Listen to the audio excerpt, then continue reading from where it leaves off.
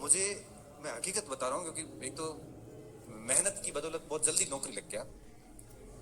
बाकी जब भी थोड़ा सा भी बेरोजगारी का दौर रहा और घर से जब भी पैसे आए, मस्तिष्क में प्रश्न हमेशा आता था कि इसकी इसकी वैल्यू हम कभी चुका ही नहीं पाएंगे। बस इसकी वैल्यू यही है कि जो उन्होंने उम्मीद की है हम उस अनुसार पढ़े। आप सोचो कि मैं अहमदाबाद के अंदर हॉस्पिटल में एडमिट, राजस्थान अस्पताल के अंदर, मेरे वही कोलाइटिस की प्रॉब्लम, और मैं सोता सोता यहाँ से मेरे को कहा था कि भाई एडमिट करेंगे, तो मैं साथ में 4-5 किताबें ले गया।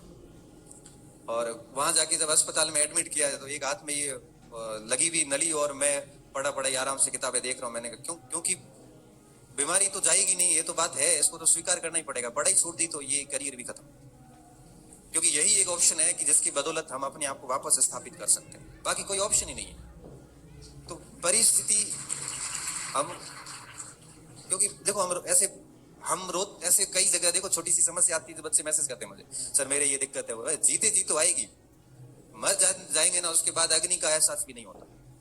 अगर आप जिंदा है ना तो दिक्कतें आएगी, किसी के फैमिली इश्यूज होंगे, किसी के आर्थिक इश्यूज होंगे, किसी के शारीरिक होंगे, हर प्रकार के इश्यूज आते हैं। लेकिन मैं ये मानता हूं कि अंदर अंदर धुन होती है ना एक, अगर वो धुन है तो मुझे लगता है कि वो समस्या आपको बहुत अधिक रोक नहीं सकती।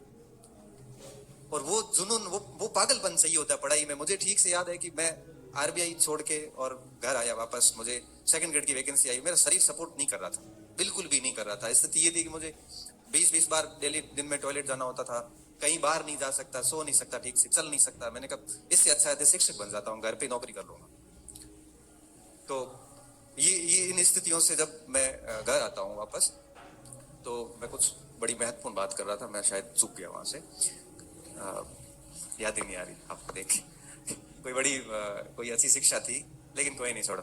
तो कहने का मेरा सेंस ये था कि चीजें जो होती है वो बहुत आप कर सकते हैं, ऐसी कोई कठिनाई होती नहीं जो हमें लक्ष्य से दूर कर सके। पागलपन होना बहुत जरूरी है। तो मैं कह रहा था कि मैं जब वापस घर आया ना, तो मैं जैसे ही पढ़ने बैठता, तो मेरी पढ़ाई किताबें, और मैं फोन को तो आज भी जब पढ़ता हूँ तो ये ऐसे साइलेंट करके उल्टा रखता हूँ, आज भी उल्टा रखता हूँ। कई बार बच्चे कहते सर रेस्पॉन्स नहीं दिया, मैं देता ही नहीं हूँ। क्यों? क्योंकि पढ़ाई के समय ये चीज होनी नहीं चाहिए, साइलेंट करके, और मैं मेरे पढ़ने बैठ जाता।